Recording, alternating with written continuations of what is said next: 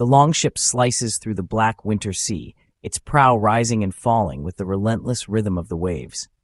Each surge forward is a battle against the elements, the ship groaning as it pushes through the icy darkness. It is a fragile sliver of wood and will, a narrow barrier between the men and the freezing abyss below. The hull, rimed with ice, creaks and flexes, a testament to both the craftsmanship and the courage of those aboard. The men huddle beneath heavy wool cloaks, faces raw from the biting wind, rowing not for speed but for warmth. Each stroke is a small rebellion against the cold, a way to keep blood moving and spirits from sinking. There is no fire on board, no glow, no smoke, only the cold moonlight and the creak of timbers. This absence is deliberate, a choice made for survival rather than comfort.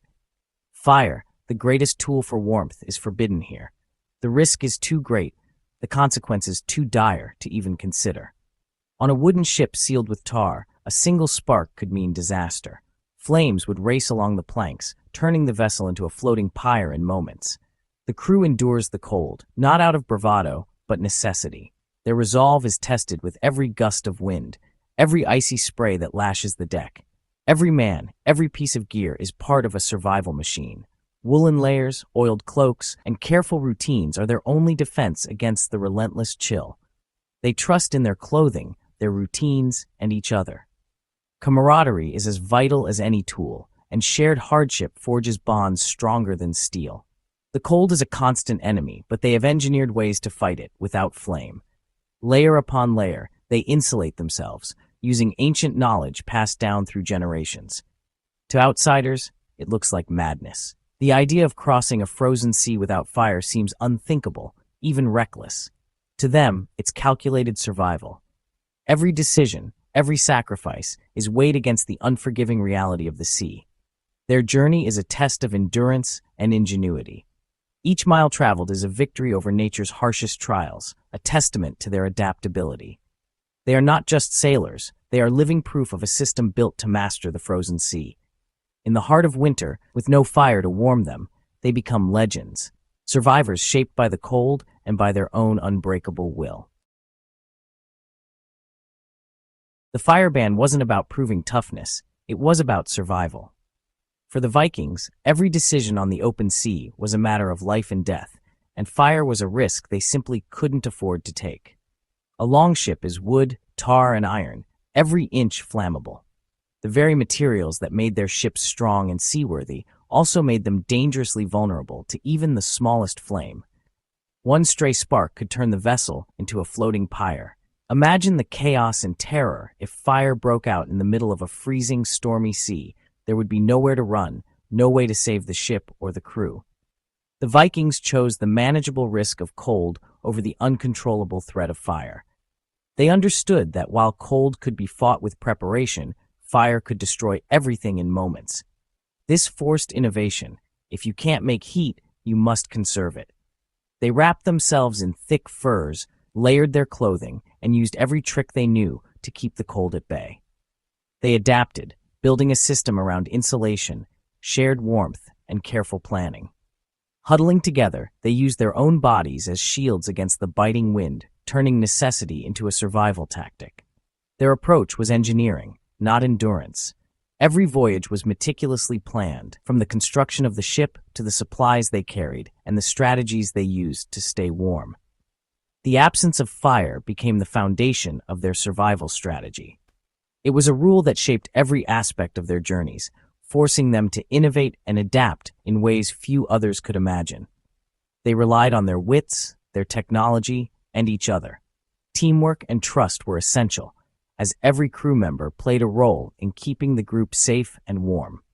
The fire paradox, surviving cold by rejecting fire, was their key to mastering the northern oceans. It was a bold, counterintuitive solution that set them apart from other seafarers of their time. They weren't just tough, they were smart. Their reputation for bravery was matched only by their ingenuity and their ability to solve problems under extreme pressure. Every voyage was a calculated risk, not a reckless gamble. The Vikings weighed every danger, planned for every possibility, and trusted in their skills and their ships. Their mastery of the sea was built on this central, ingenious rule, a testament to their ability to turn adversity into advantage and to survive where others might have perished. The Vikings' first defense against the relentless Scandinavian cold was their clothing, a remarkable blend of practicality and ingenuity shaped by centuries of harsh winters and biting winds. Wool was their secret weapon, insulating even when wet, thanks to its natural crimp and lanolin. This unique fiber kept them warm in rain, sleet, or snow, and was spun and woven by hand, often by the women of the household. They layered their clothing with care. Linen undertunics for comfort, thick wool tunics for warmth, sturdy trousers, and heavy, oily cloaks that shed water and blocked the wind. Each layer had a purpose, creating a barrier against the elements. Hats, mittens, and socks trapped heat at the body's extremities, preventing frostbite and keeping fingers and toes nimble for work and travel. Leather boots, lined with felt or stuffed with dry grass, completed the system. These boots kept feet dry and insulated, even on frozen ground or icy decks.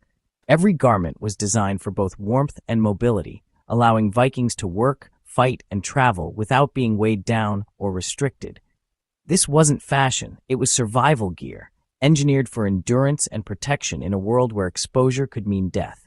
Each sailor became his own furnace, his clothing the walls, radiating heat and shielding him from the icy sea spray and howling winds. Their layered outfits created a personal microclimate, holding the cold at bay and allowing them to endure long journeys and outdoor labor. The Vikings mastered textile technology, wrapping themselves in warmth crafted from the land and their own skilled hands. Their clothing was a direct answer to the fire ban aboard ships. No flames, just layers of innovation and tradition. It was resourcefulness woven into every stitch, a testament to Viking resilience and their deep understanding of the environment they called home. At night, the crew became each other's hearth.